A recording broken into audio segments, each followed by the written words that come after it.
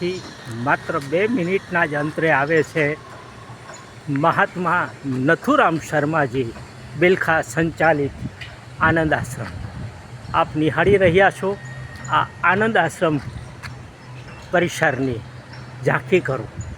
પ્રકૃતિથી છલોછલ એવો આ છે આનંદ આશ્રમ, પાલડી, અમદાવાદ. 16/10/1939 આ આશ્રમની સ્થાપના કરવામાં આવી છે. આપ નિહાળો છો એ દક્ષિણામૂર્તિ નાથ આશ્રમ, આનંદ આશ્રમ, પાલડી, અમદાવાદ.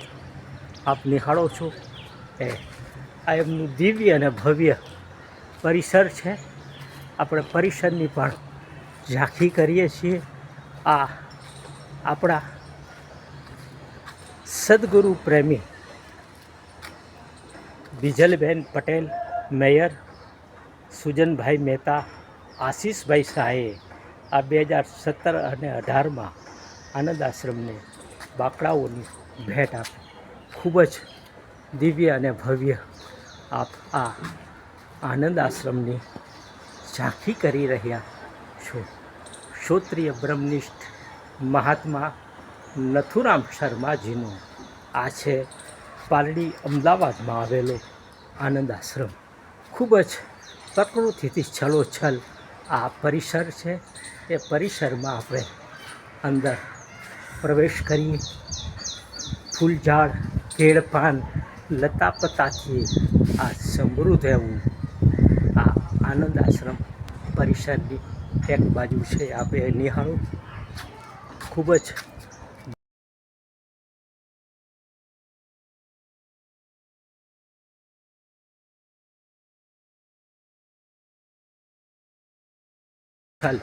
આ આનંદ આશ્રમ આપ નિહાળી રહ્યા છો. ખૂબ જ શાંત, સમૃદ્ધ વાતાવરણ છે. અહીં આપ ભાવિક ભક્તો અને ગુરુબંધુઓના સહકારથી ઠંડા પાણીની પણ વ્યવસ્થા કરવામાં આવી છે. આપ નિહાળો છો એ પ્રમાણે અહીં યજ્ઞશાળા પણ છે. નિયમિત રીતે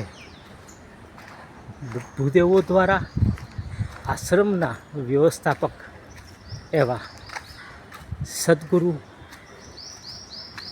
ચરણારાગી આનંદ આશ્રમ બિલખાના તેજસ્વી વિદ્યાર્થી પ્રદીપભાઈ જોશીએ અહીં શંકરાચાર્યજીના હસ્તે, દંડી સ્વામી જ્યારે સચિવ હતા એમના હસ્તે અહીં અખંડ જ્યોત, અખંડ અગ્નિ પધરાવી છે. આ નિયમિત રીતે હોમ થાય છે અને પાઠ થાય છે. આપ વિચારો યજ્ઞશાળાની આ સમૃદ્ધ ગાથાઓ વિચારો. ખૂબ જ સુંદર ભવ્ય રીતે આ આનંદ આશ્રમ અમદાવાદના આપ દર્શન કરી રહ્યા છો.